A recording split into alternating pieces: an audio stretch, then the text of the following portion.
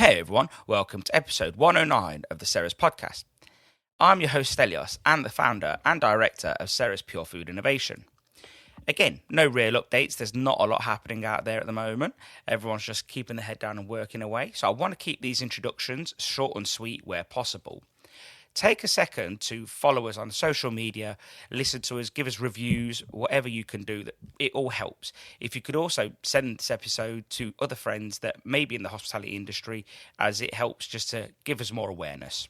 So if you ever want to get in touch with me anytime, email me at stelios@worldofceres.com. As you may have also noticed, as I've been saying in all these intros, is that we have started slotting adverts at the beginning of the episode. It's either going to be to promote a Ceres product or a supporter's product. So we do that because we want to sort of, use this platform as a way to showcase our products, but also the products of those companies that support us too. So, great potatoes are the lifeblood of a great fish and chip shop and restaurant. And you can argue that not everyone buys fish in a fish and chip shop, crazy people, of course, but I'd put money on the fact that everybody buys chips. To get a little technical, polyphenol oxidase enzyme, PPO for short, is responsible for browning in potatoes that are cut or peeled. Just imagine, even at home, try it. You cut a potato in half, leave it 5 minutes, it's going to go brown. So, when you remove the peel of a potato, PPO reacts with the oxygen in the surrounding air. The reaction can be slowed or stopped altogether by changing that environment, an environment that contains something else for PPO to react with instead of oxygen, so to reduce the browning effects. Stopping oxidation in its tracks with the Ceres potato preparation. Used correctly, it will evaporate when the dry prepared chips meet the hot oil. What are you waiting for? Order your Ceres potato preparation today from worldofceres.com/shop. Today's episode guest is Christopher Moore, CEO of the Clink restaurants.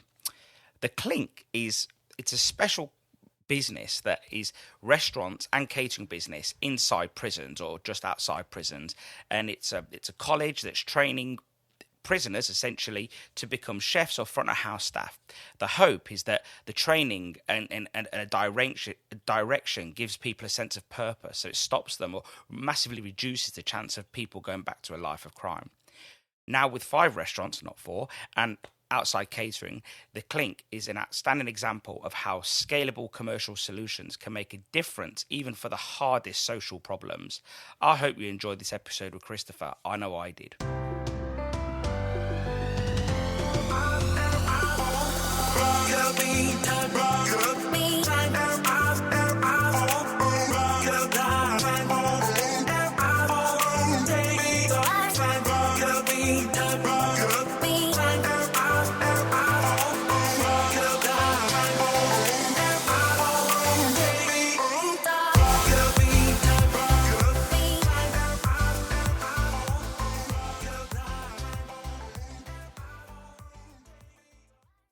Christopher, welcome to the Ceres podcast.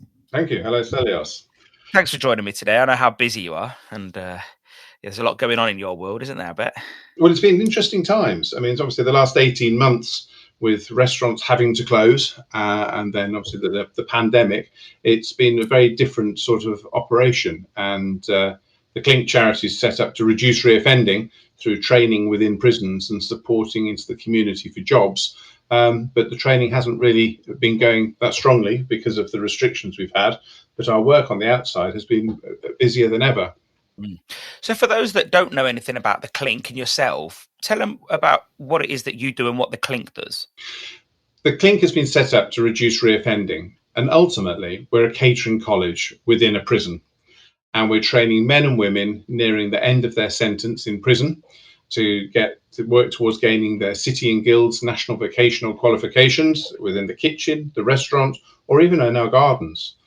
And then when they're nearing release, our support workers come alongside them and we work with them to make sure that they've got accommodation upon release, job interviews lined up, and we're then there 24/7 to help reintroduce them back into society and not reoffend. And today's challenge really is in the UK, there's 80,000 men and women in prison in England and Wales, 76,000 men and 4,000 women. And every year, around 50,000 of those are released into the community. but due to little or no support or no jobs or no accommodation, 47% go back to prison within the first year. So the Clink was really set up to break this cycle. And by getting people accommodation and jobs, having gained skills in academic qualifications, but practical skills in prison really does make a difference. And the Clink charity can reduce the chances of an identical prisoner going through our programme as opposed to not reoffending by up to 65%. Wow, that's pretty impressive, isn't it? So if something is as impressive as that and the results just show themselves, one question I've sort of had doing my research is why do you have to rely on charity funding? Why is the government not just throwing loads of money at this and saying, whoa, this works? And, let's re-emulate this in other fields of, courses, whether it's, I don't know, whatever it may be, but not just cooking. It could be anything, couldn't it? Any skill set. Absolutely, yes. I mean, I think the bit that works for us is that we deliver a 5-step integrated program. So there's no gaps. It's one organization looking after the men and women, training them in their last 6 to 18 months in prison, but more importantly, their first 12 months on the outside.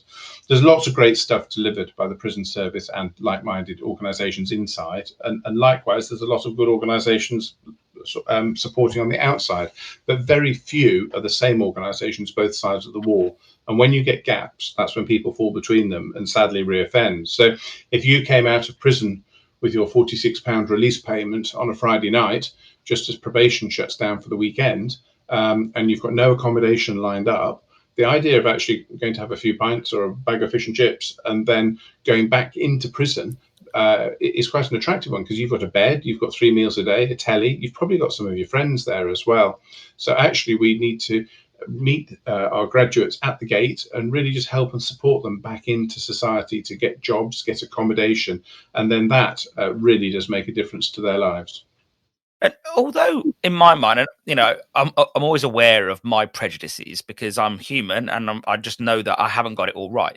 And I was very aware of this when I was talking to Darren Burns from Timpson, because, we all catch ourselves out. We try our best, but we, whether it's we're scared, we're worried, or some of us just genuinely don't want to do it. So I'm always cautious. So if I do say anything wrong, obviously just put me straight. And it's, because I'm here to learn too. And I always say this to people, but I think prisons, I suppose, have maybe evolved somewhat, because they probably were seen solely as a place of punishment, removing people out of society because they were naughty citizens, let's say. But now that's probably evolving somewhat, isn't it? To sort of retraining and repurposing those people into being good citizens or just useful citizens, giving them a sense of purpose as well, isn't it? Very much so, yes. I mean, the prison population is made up of a cross-section of society of people just like you and me. And if we were there, we would really want someone to spend the time and give us a second chance and give us a hope for the future. And I think... you go to prison because you've done something wrong. And if there are issues that you have that have meant that's the reason you did something wrong, it needs to be seen that the time you're spending in prison is the time you repay yourself and get yourself to come out and be a contribution. So even if you can't read or write, you could learn to read and write in prison. If you haven't got a qualification, if you've got anger management issues, addiction issues, they can all be dealt with in prison. And there's a very good network and team of support from many agencies, including the prison service, who we work in partnership with, to make sure that if the prisoner is wanting to do so, they can come out a better person than when they went in. And I think a lot of it is to do with self-confidence. Quite often when we have our students come in on the first day, they feel their identity is maybe their crime or their past life or how many times they've been in prison. But actually, if you can give them a hope for the future, they can get some of their units completed on their NVQ City and Guilds qualification. All of a sudden, they're getting a sort of twinkle in their eyes and they're off because they're actually seeing that they're good at something. And also just treating people properly, giving them praise, saying, well done, I'm proud of you, you've done really well, or that meal you cooked today was fantastic. They're things a lot of people haven't heard. They may have struggled, generalizing here, but may have struggled in school, got in with a bad bunch, got expelled, and it's a slippery slope from there. So actually to be encouraged and nurtured into something that you can do is great. And as we both know, the hospitality trade is crying out for staffing. There's a national skills shortage, and I believe it's a very forgiving industry and a family. So actually, if you haven't got a family or you've got the wrong family when you come out of prison. Actually working as a tight-knit team on shift work, serving others, I believe creates quite a tight-knit community, and they look out for each other. And I guess, I suppose, talking to a lot of people in hospitality over the last few months, there is a skill shortage. There's a people shortage. Wages are going up. This is a good time for someone that's, come through the Clink to actually jump into that sort of role, isn't it, really? It is, yes. I mean, we're currently looking after 140 graduates around the country who are either in work or work ready, looking for work. And we've been inundated the last few weeks by employers just crying out for highly skilled, trained individuals, which we've managed to place most of our graduates in. We're going to be doing an announcement in a few weeks with a major caterer about a partnership with an apprenticeship program as well, really sort of forging it through. And I think social mobility needs to be part of everyone's agenda now. You should recruit from all backgrounds, all lifestyles, and take everyone for who they are and encourage them. And I think the hospitality industry is very well placed to be able to do that. I think so too. And I think one of the things that I mentioned to Darren in that podcast is that, as a potential employer, I think I would always be afraid to sort of talk about, what did you do that landed you in prison, or do you feel like you're over it, and or so on and so on, and or how tell us a bit more about your training in prison. And I think he said, you know what, you've just got to pull the plaster off, as long as you're not being prejudiced with it, or and you don't discriminate, and that you're just going to make your intentions really clear. And he said, but if you go into it and you don't want to ask, you never get to hear them, and they may actually want to talk about it as well. They may want to tell you how they're rehabilitated and so on.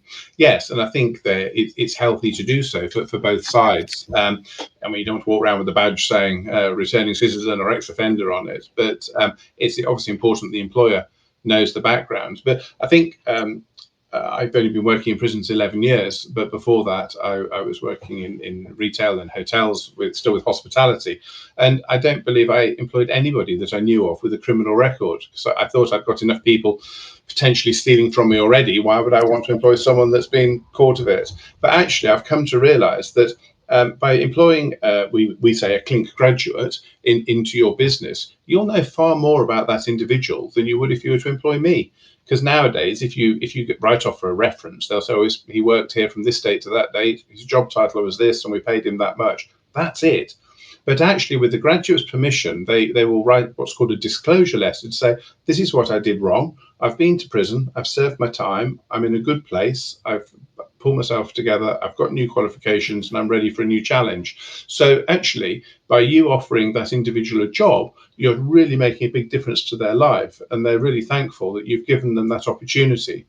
And anecdotally, certainly, I found myself, we don't currently have any graduates working within the Clink business at the moment, but in 2019, 10% of our workforce were our graduates. And I would say they're probably our most loyal employees.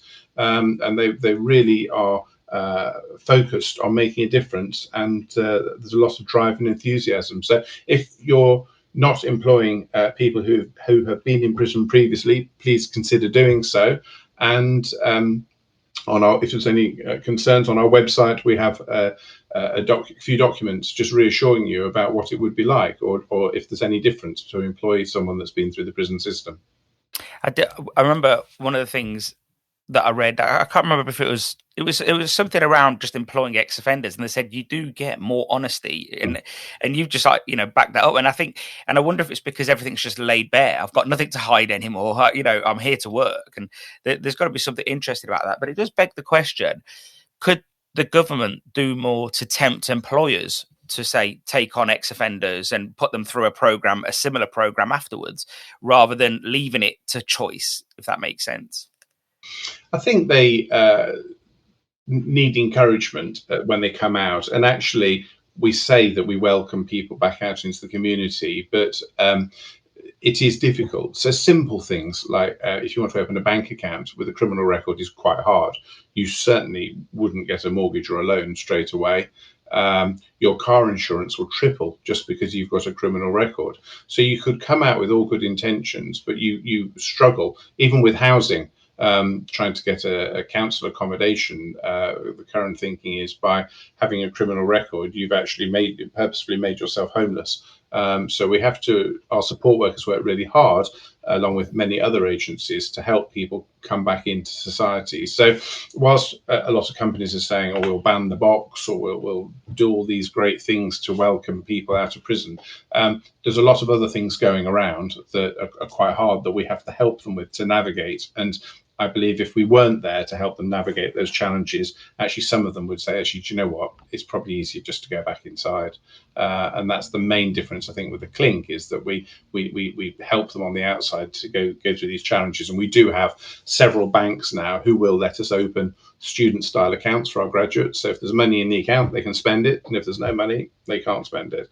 And that's really good. And we need more and more organisations like this to come and support people returning from prison. I find it incredible that someone's gone to prison, done their time, and by all intents and purposes come out wanting to do well. I'm sure it's a very small minority of people that come out to be unlawful again, and yet society penalises them. I just don't understand. So we all say, oh, he's paid his dues, he or she's paid their dues. Oh, but now you've got to pay triple for insurance. Oh, you can't have a bank account. Those things don't make sense to me. A bank account is just a basic thing. Like, why? Yeah. I just don't understand why someone in some department somewhere thinks that that's fair. It certainly does add to the challenges that people face when they come out of prison. So if you haven't got an address, you can't have a bank account. If you've got a job, well, you can't get a job until you've got an address and a bank account, and they're all linked up together. Yeah. And you've got to have all three in place in order to carry on. And we've been very successful in making sure that happens. And if you can get a bed and a job, you just dramatically reduce the chances. And what we're now 11 years on, we actually have some graduates who've been through our system, worked their way up through their organisations, and they're now head chefs of hotels and restaurants, and they're now employing Clink graduates to come and work in their business, and some of them are even coming into our restaurants and delivering masterclasses to the current students, which is great.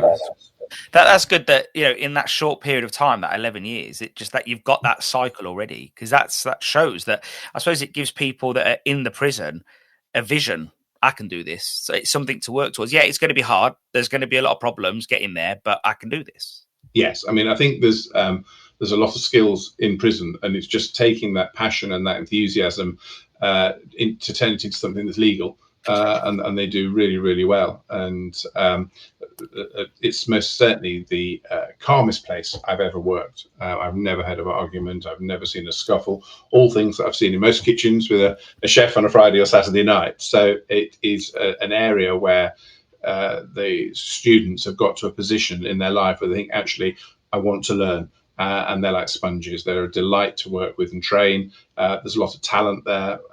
We learn a lot as well. The prison population is made up of many, many different nationalities. And a simple thing like we have a lunch before the main public come in for lunch, and they take it in turns cooking that meal. So we have the most amazing meals from all different parts of the world, and fantastic food. And it's just great for us to learn something as well.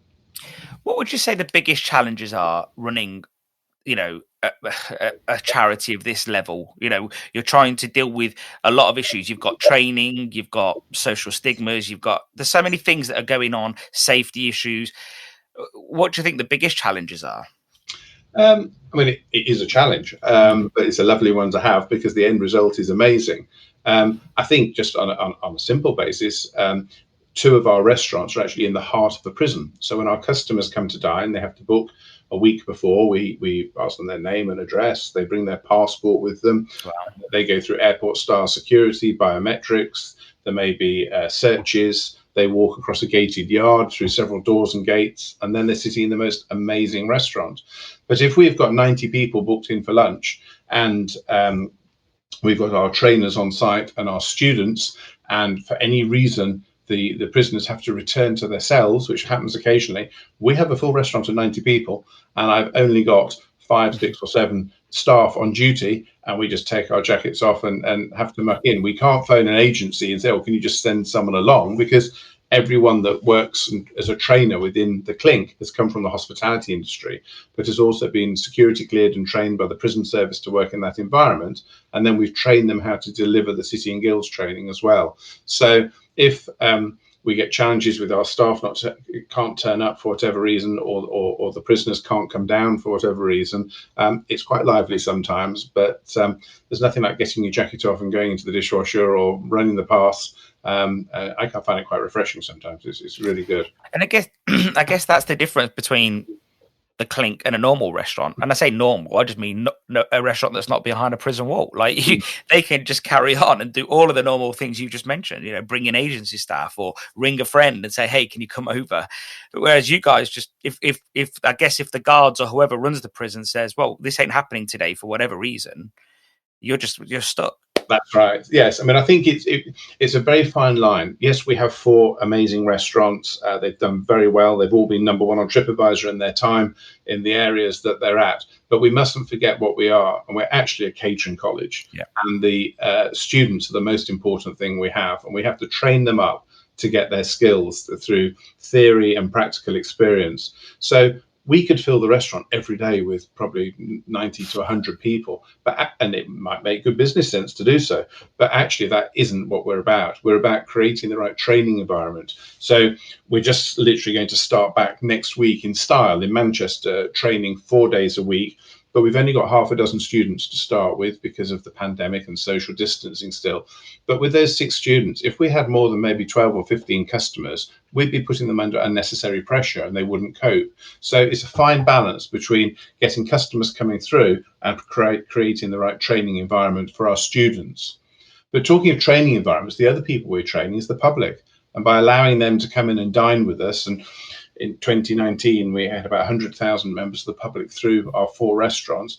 We're helping them realise that the prison population is a cross-section of society and they can actually engage and talk to the students. And it's really powerful, I think, for both, for the students and the customers, just to learn about each other and reassure each other that they're probably the same. And the reverse roles could be quite simple. I guess we were saying, it's something we touched on with Darren, and we said it before we started the episode, is that many people, their first initial reaction when they hear that someone's been to prison is the most extreme cases. Always, it's murder or whatever. But in actual fact, in a Cat B prison, it's probably something like a drug offence or a car accident, that drink driving, or so. And actually, that is just something that can happen to most people. Most people every day do these normal things, and don't realise that. Well, obviously, if you're carrying drugs, that's illegal. But you mentioned if you went out tonight, had a load to drink, got in the car at 7 a.m, you'd be over the limit. If you had an accident, you're doing time. Yes, and also even in our industry. If our name's on the food hygiene registration document with the local environmental health officer and something sinister happens, as a chef, we could go to prison. A health and safety issue, it can happen to anyone in any part of society. There are obviously the hardened criminals, there are the people that have done some very awful things and may not ever come out of prison again. But the majority of people, it's day-to-day life. Whether it be petty crime, corporate fraud, drink driving, manslaughter, and they've all got their own reasons and stories for being there. But actually, when they're inside, that is the time to reflect and to think about how to put it right. And we've had many great success stories of our graduates coming out, getting jobs in hospitality, whether they're going into a fine dining restaurant, a high street restaurant chain, working in the local pub. We've currently got one in the Royal Navy working as a steward,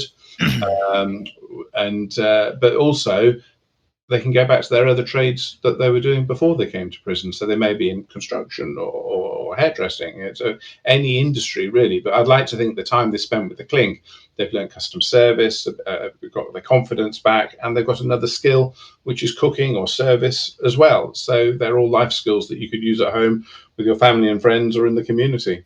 Chances are, as you say this, chances are that, if someone's going to a Cat B prison for some sort of, I'll say minor offence, but it's still an offence, they could come out with more life skills than someone who's never been to prison, because, people aren't doing these things at school anymore. No one's learning how to cook. No one's doing domestic sciences. And, so you could argue that actually it could be better for some people. I'm just being careful how I phrase that, because we don't want more people going to prison, you know. Yes, I mean, I think it's some people say, well, why are you training them? It's not fair. They're getting free training, and if you went to catering college on the outside, you'd have a student loan. But actually, reoffending costs £18.1 billion a year. And by doing what we're doing and investing in these men and women, we're repairing society and ultimately reducing crime and saving the taxpayer money. So why wouldn't you do it? And yes, you're right. Sometimes these are the first qualifications that they may have ever had. They may have learned to read and write in order to come and do our course as well.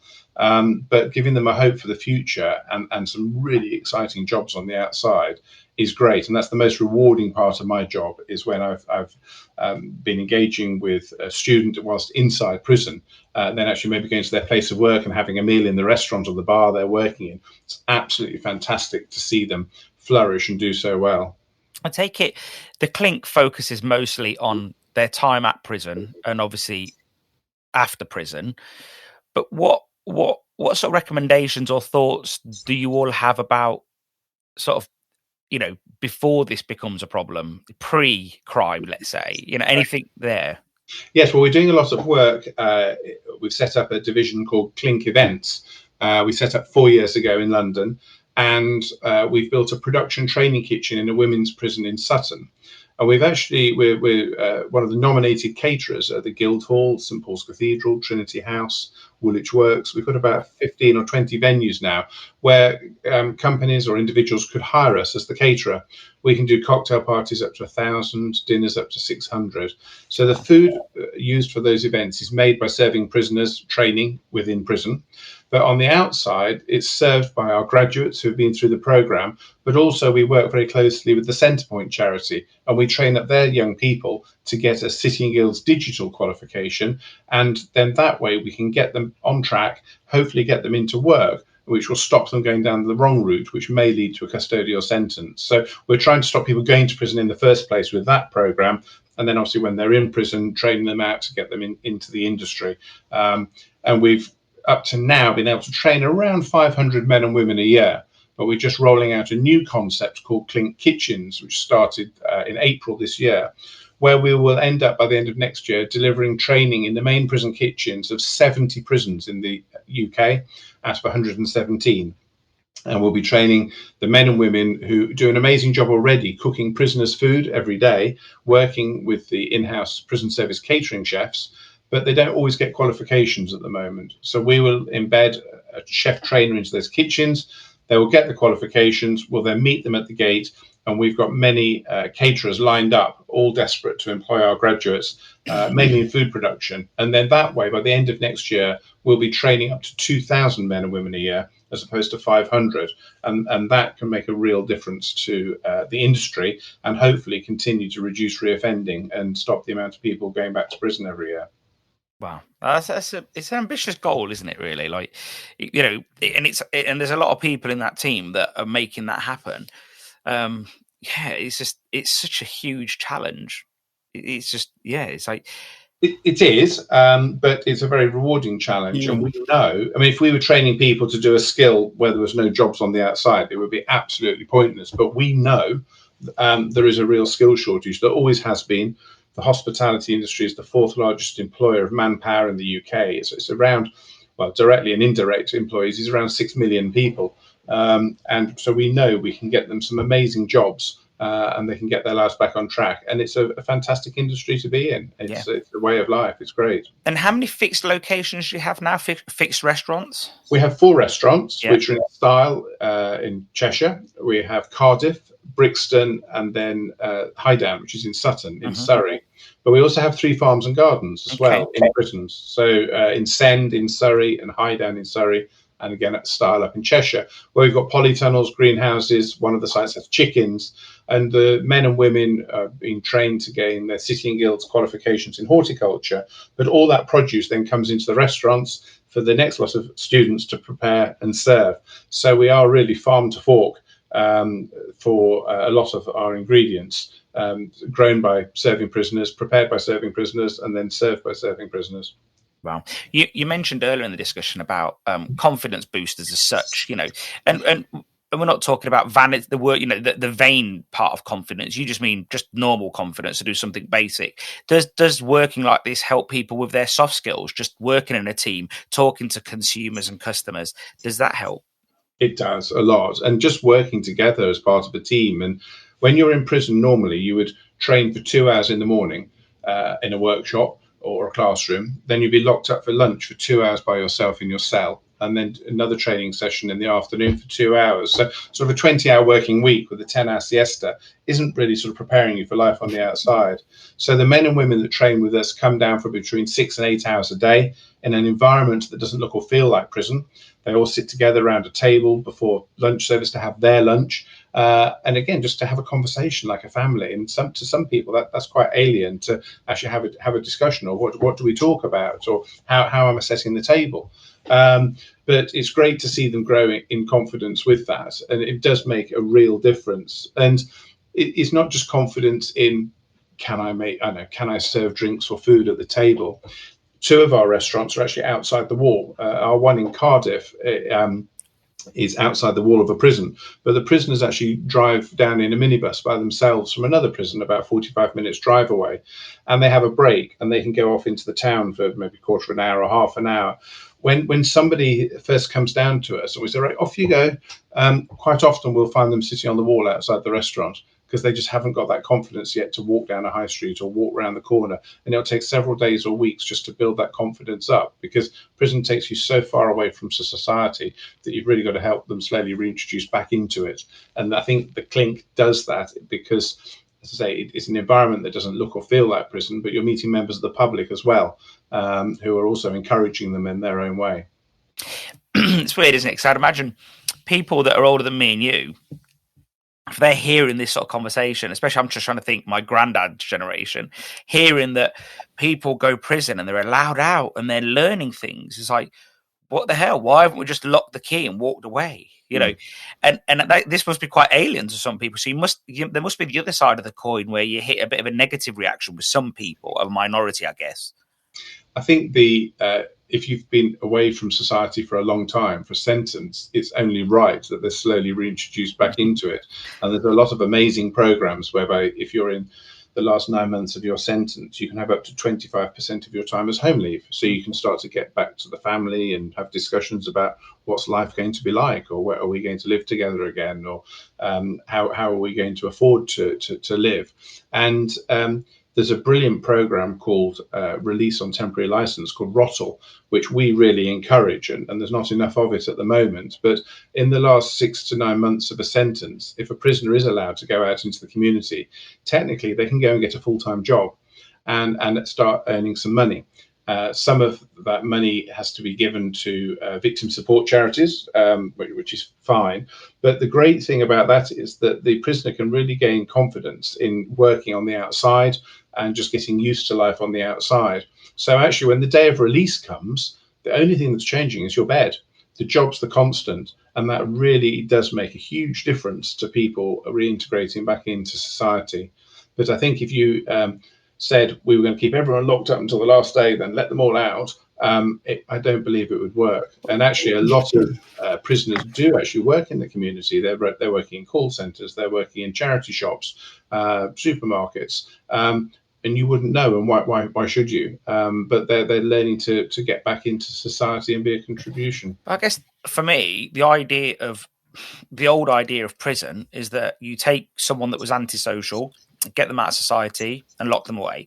Mm-hmm. Well, then to just dump them after 7 years, 8 years back into society and expect them to be social, well, you're asking for a lot, aren't you, really? So yeah. Exactly. I mean, if you think about if your car's broken, you take it to the garage and get it repaired so you can drive out and drive properly.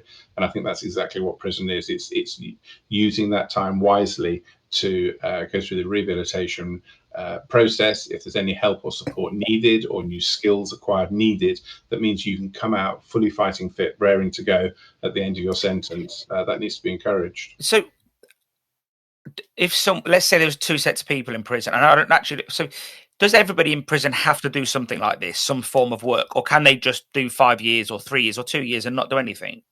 there is an opportunity for everybody to do something. It is really encouraged. So you would either go into education, whether you're learning to read and write or you're doing your masters. You can do it all in prison, and there's specialist education providers that deliver that service. There are then also workshops where you might be making something. So, for example, all the furniture in our restaurants is leather upholstery furniture. It's being made by the prisoners at Franklin Prison in Durham to a very, very high standard. It's very, very good. Then there's also roles within the prison that support the running of the prison, whether it be cooking the prisoners' meals, the laundry, cleaning, hairdressers. So everybody is engaged into making it work. And as I say, if they don't want to do it, they're encouraged to do it. And the majority of them do, because actually it means you can get out of your cell and have purposeful activity, which is really important. I think that the line of questioning I was probably sort of going down, it's on the same route, is I wonder if the people that run the prisons see a difference between the people that do go and do a course like this, find meaning and have a purpose, as opposed to there's someone else who just says, no, I'm fine, thanks, I'm going to stay where I am. I wonder if they see a difference in attitude, like dealing with those people as well. I think it's an interesting point. I think I was talking about this the other day. We're very fortunate at the Clink that by the time our students come to us, the prison service and the prison staff have done the hard work. So when they've come into prison, they may be cross or angry or not in a good place, and the poor prison staff get the brunt of that. But actually, through a team effort of the prison staff and ourselves, we can make this person whole and employable upon release. And one couldn't work without the other. So it's something we're looking at the moment, but I would love to bring back our graduates to come and talk to prison staff and our staff and say, thank you. Thank you for persevering with me. Thank you for encouraging with me. The prison staff in the prisons where we operate the restaurants actually can come and have a staff meal prepared by the prisoners every day, a dish of the day. So whether that be chicken and rice or fish and chips, all freshly made. But it's a really good way of prison staff engaging with students in a different environment, because the prison staff quite often are serving the prisoners, whether they're opening the door, closing the door, or booking appointments for them. But actually, when they come and sit in our restaurants, the student is serving the prison officer the meal, and it's breaking down those barriers. And we see great sort of relationships forming there, in the sense of there's respect on both sides. They both realise that they've got roles to do. But prison staff play a very important part in encouraging the men and women on the landings to consider applying to volunteer to be trained in the Clink. Yeah, well, I guess in a traditional prison structure, and I'm guessing completely, there is a hierarchy. There is, there's prison staff, and I guess they've got their own hierarchy. But whatever you say, the prisoner is pretty much at the lowest pecking order. I'm not saying that they're forgotten about or not cared about, but it's a different structure, and they look up, I guess, to the staff. And whereas this probably just helps make it a bit more equal, let's say. Yeah. I mean, there's structure and regime in every prison, of course, there has to be. And there's a time of the day which is called free flow, which is where the prisoners can move freely down the landings to go to their workplaces or college. So the men and women will come in the morning at that set time, get changed into their uniform, and then they're with our staff for the whole day. And as I say, all our staff have come from the hospitality industry. We're all on first name terms. And it's a very sort of robust training environment to a very high standard. And at the end of that shift, they will get searched and go back off on free flow again to their cells.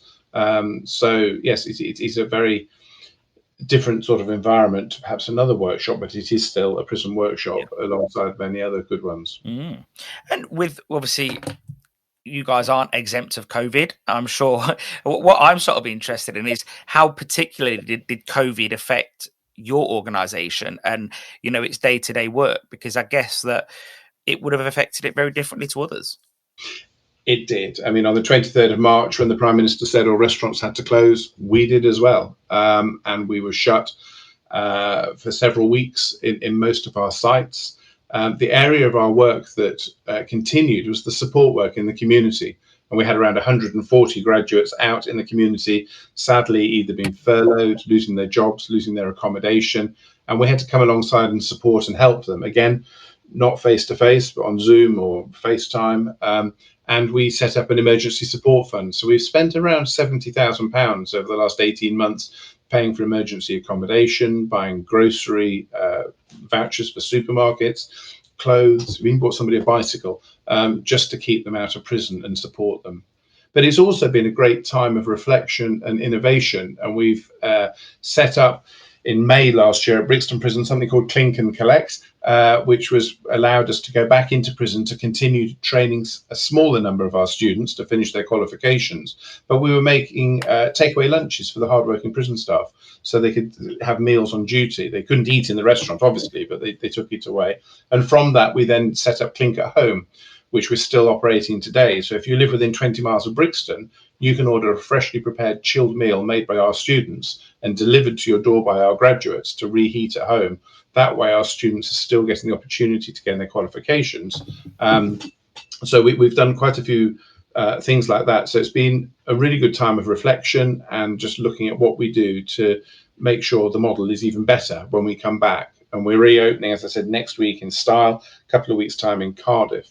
We're slowly getting back, which is on greatly reduced numbers. But from January next year, I'm hopeful we'll be back up to our full training numbers and support the industry we love and all come from. Has because I'm not too sure about this, but was there restrictions in the prisons with COVID? Did they have to stay locked up for longer, or was it because they were already in there, they just carried on as they were?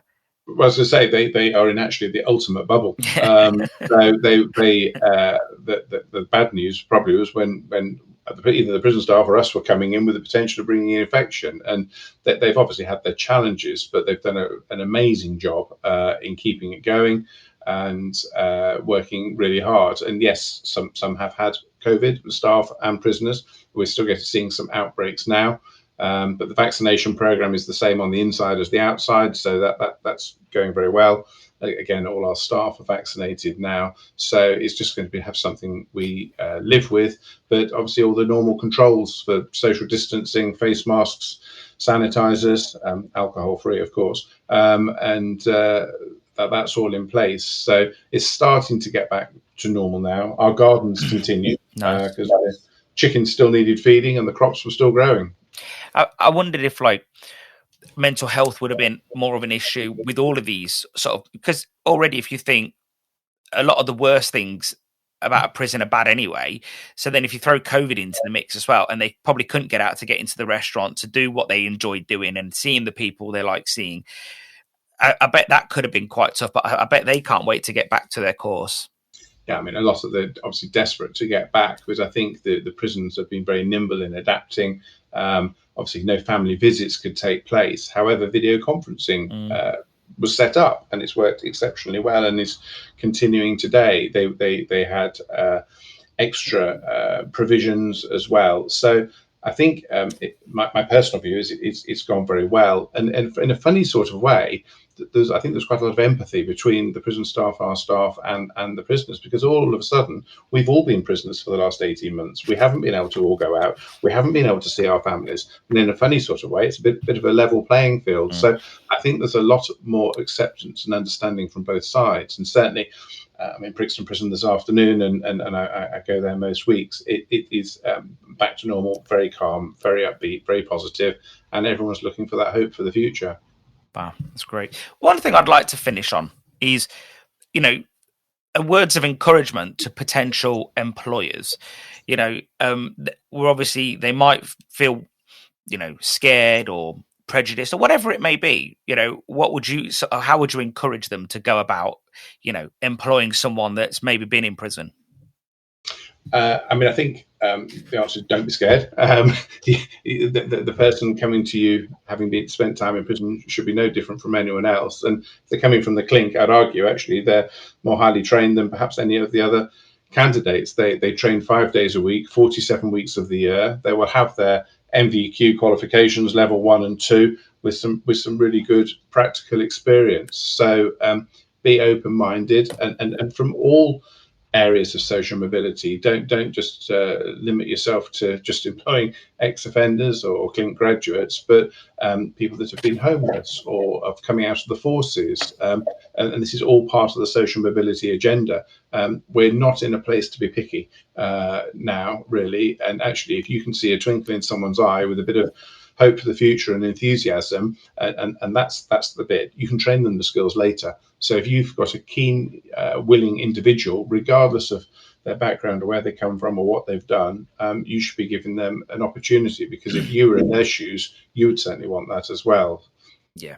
And I guess one thing I've just been thinking of, it's sort of tied up in my head, is that, with reduced immigration, which is going to be a thing, regardless of the political, whichever way people lean, it's going to be a thing. And also, if you care about your society, you'd want to reduce reoffending too. So, so reduced sort of immigration means there's going to be more sort of jobs going. But then also, if you're from Peterborough or Leicester and you care about that area, you'd think about, well, if I can help this little thing and reduce reoffending, that could only be a good thing, right?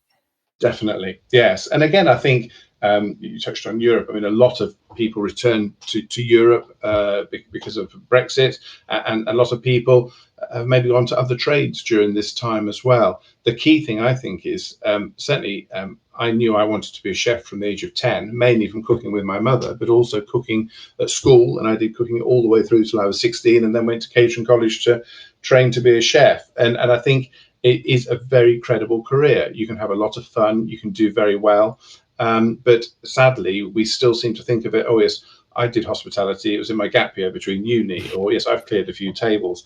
If you go to Europe or even America, it is a really credible industry, and we need to raise the profile through the apprenticeship program and lots of other activities of educating young people that actually this is a really good career choice, because we need to get more people enthused. I think when I went to school, I left in 2000, and I did food technology for 4 years. I did it, once a week for the first 2 years, and then I chose it as a proper full-on option. And I think it gave you a respect for food and a respect for hospitality, and you looked at it as a real career. But then afterwards, they started to get rid of it, and then you think to yourself, everything was about education, going to university, and all the sort of skills, whether it was woodwork, whether it was just everything, it all fell by the wayside because it wasn't seen as the future. Mm-hmm. And I do wonder if, like, now we live in a society where the word level up gets mentioned a lot. And does that mean that we start bringing back apprenticeships and we start talking about, food technology or, home economics, all of these things that maybe in the 2000s didn't seem as trendy? Yes, I mean, obviously education is really, really important, but it doesn't necessarily mean you have to go to university. And some people, certainly the craft-based courses, whether it be cooking, hairdressing, bricklaying, carpentry, painting, are really, really important. And a lot of people have an amazing skill to do that perhaps wouldn't want to sit at a desk in front of a piece of paper. It's just as important. And it's great now that we're recognizing that not everyone does have to go to university. Obviously, it'd be great if you went to further education and you've got a certificate to say you know what you're doing with regards to a qualification, but there's many routes to get there. And I think vocational training is very important. And again, also now, sadly, with catering colleges closing, if you do want an apprenticeship, you're having to do that through an employer with the apprenticeship levy and get it funded that way. Yeah, it seems like there is a few more challenges for people. It does, for definite. But on that note, though, mate, we'll let you crack on, and you've got a lot to do. And when you reopen, people can start coming out and enjoying your meals again.